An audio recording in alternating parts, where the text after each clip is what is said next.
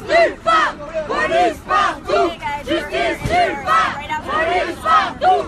Justice nulle part! Police partout! Oh, hi. You want me to hold Justice it? nulle part! Police I'm here with Sarah. Justice nulle part! And Sarah's come all the way from Washington State in the U.S. to this climate march as a part of a delegation called It Takes Roots. I'll let her talk more about it. So, Sarah. So, my name is Sarah, and I'm part of the It Takes Roots delegation. We're a community of frontline communities and working class people who are making sure that our demands are heard, and it's important that we're here because we know that our elected leaders cannot be trusted to make sure that we'll not take our demands here. So we had to come to Paris to make sure it's not 2 degrees, which is what the mainstream environmentalists are saying, and it's not 3 degrees, which is what the COP agreement. It is 1.5 degrees to stay alive, and that is what the voices of the global South and because island communities will go underwater at 2 degrees of warming. And what is it going to take to get to 1.2 degrees? That is a very 1.5. Excuse me. What would it take to keep to 1.5? We have to keep it in the ground. No more extraction. We have all the technology we need right now to move toward renewable energy. The only thing that is stopping it is the political, social will. And if you look at here right now, we are the solution, and we have the social will. And right now, we're pushing our politicians to move the status to have the political will. Sorry, one question for you. Do you feel like President Obama is serious when he talks about climate change? No, he's not at all. The United States, pushed off the indigenous rights. On top of that, they're not dealing with the meat industry, and they're not dealing with the military-industrial complex, and the U.S. military uses more fossil fuel than anywhere else in the world. So if they won't deal with both the meat and the military-industrial complex, they're not really dealing with climate change. Cool. And what about in you and your community? How is climate change affecting you all? And how are you seeing that play out? Climate change is affecting us in a lot of different ways. We have coal and oil trains that run through our communities and that are at risk at exploding, and the dust from the coal gets into our lungs and water. And on top of that, the city is now starting to rebuild green, and in the rebuilding of it to be new and green, they're pushing out the minority communities and the working class. So we want to make sure that when we create the green economy, is that it's okay for everyone, and that everyone's invited to the table, and that's why we're here to make sure that our voices are heard. Tell us again who you are, and thank you so much for being here. So my name is Sarah Tacola, and I'm from Seattle, Washington. I work with Got Green. Awesome. They were the Take Roots delegation of a bunch of... So we are sitting now on the ground concrete outside of the Eiffel Tower here in, I believe it's called Paris, and today is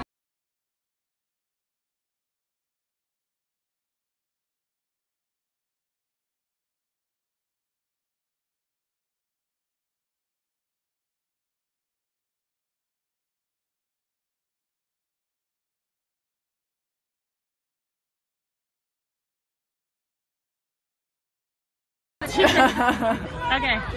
That was awesome. Okay, we're here in Paris. Hey, we're back. We're here in Paris.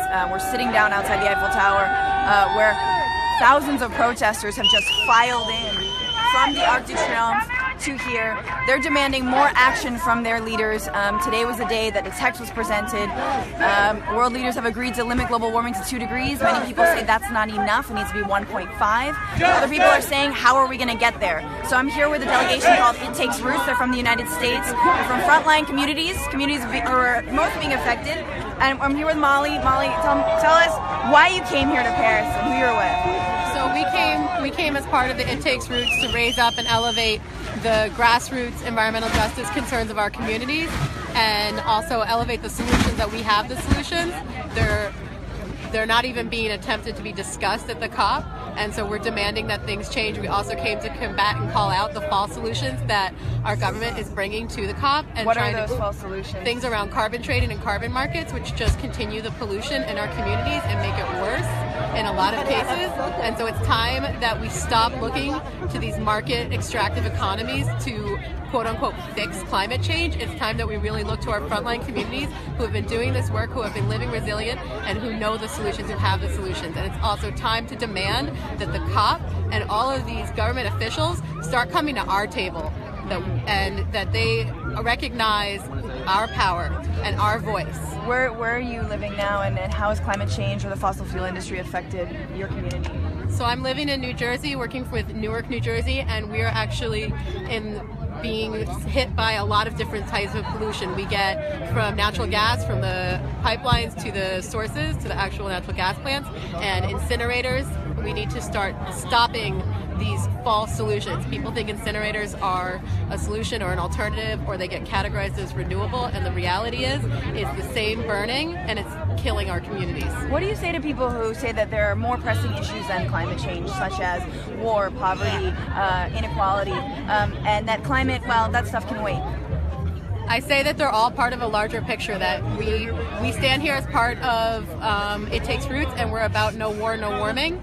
And the military-industrial complex is one of the biggest polluters, and if we don't think about the solutions as having a holistic, and we keep isolating ourselves into campaigns, we're not going to really be able to address the true polluters, the true causes of all of these issues. And so it's time that we continue to unite. If it's climate change, if it's social justice, if it's human rights, if environmental justice, ultimately what we're doing is we're fighting for justice for our communities, and that's what we're here to stay. Awesome. Thank you so much. Thank you. And then Deanna is the other one. Sorry, I just got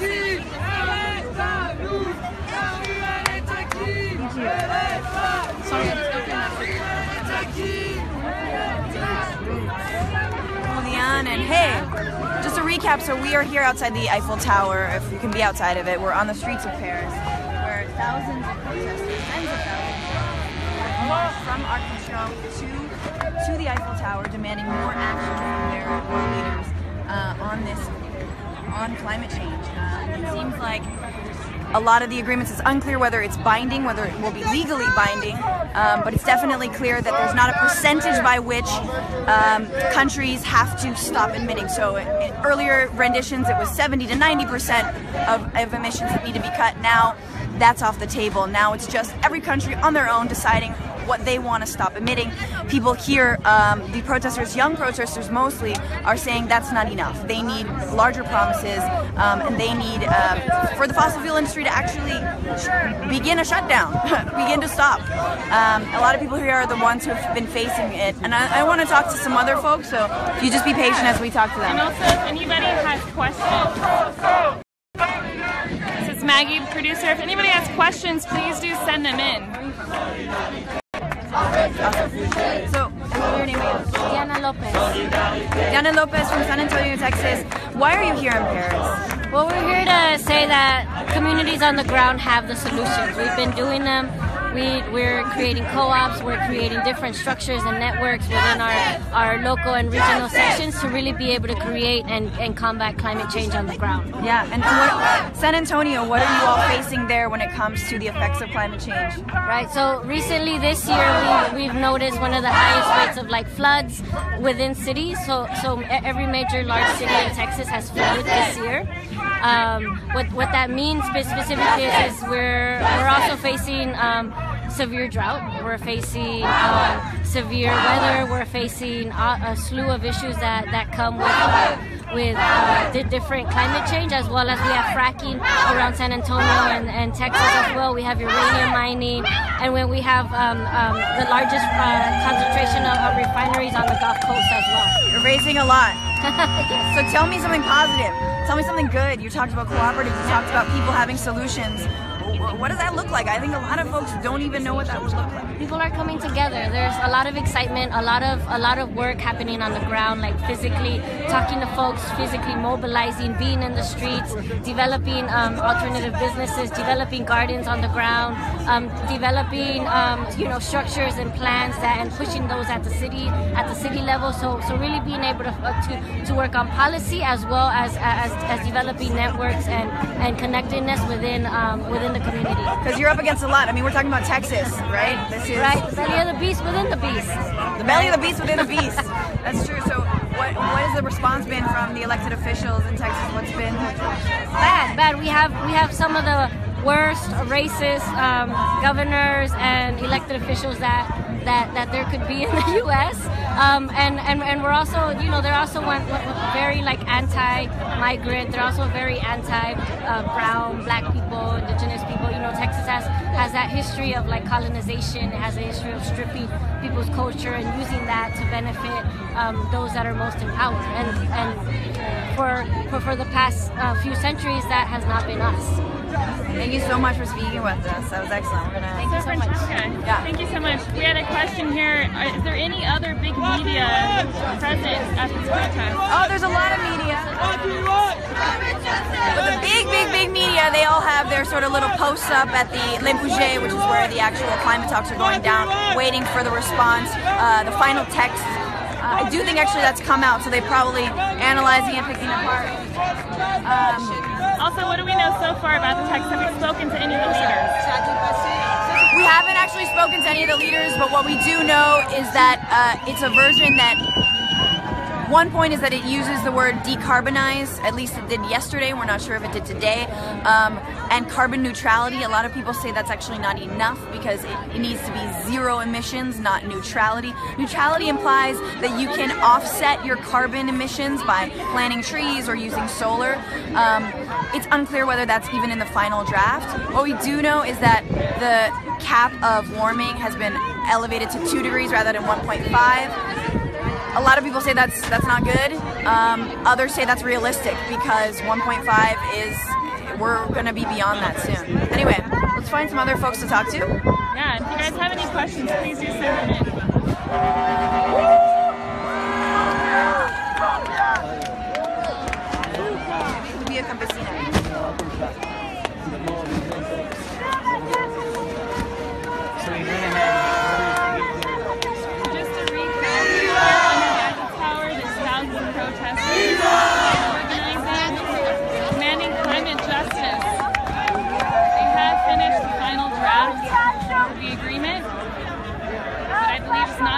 Signed. It's supposed to happen this afternoon.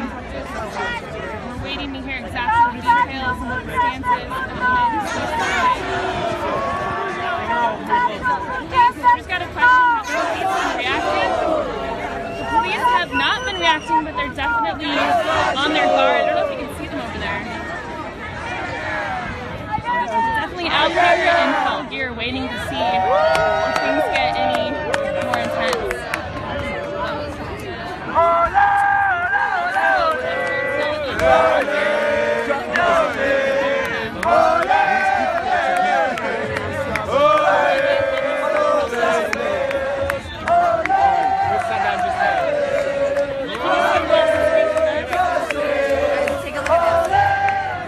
Take a look at this. Take them over here.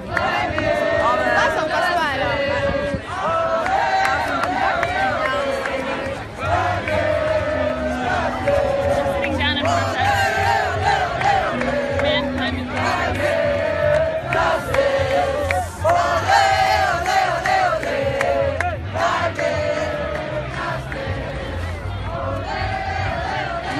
Giant fake, I guess they're icebergs, red lines in them.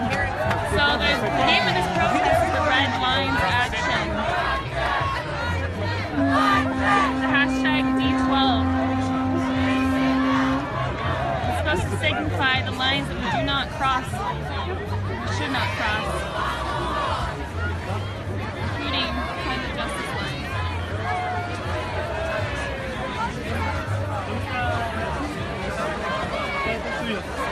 Lots of people gathered here peacefully. Let's go, AJ+! We've not seen any violence yet today.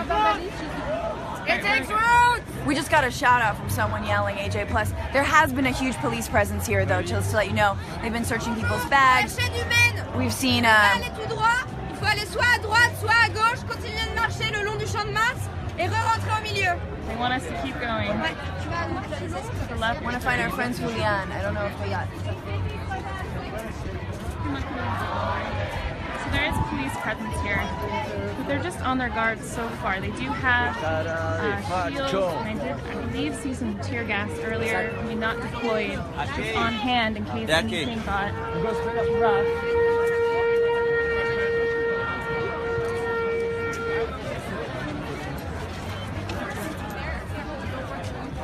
Again, if you guys have any specific questions, please do send them our way. You can see just in the heart of Paris, there's the River Seine. We're just thousands of protesters gathered here under the Eiffel Tower. Here with Francesca. Hola, ¿cómo estás? ¿Te acordás de mí? Hablamos de Via Campesina. I'm going to interview them. So again, it's Saturday afternoon around 2:35 in Paris right now. énorme, Gathered rather peacefully, chanting and discussing. Yeah, go ahead.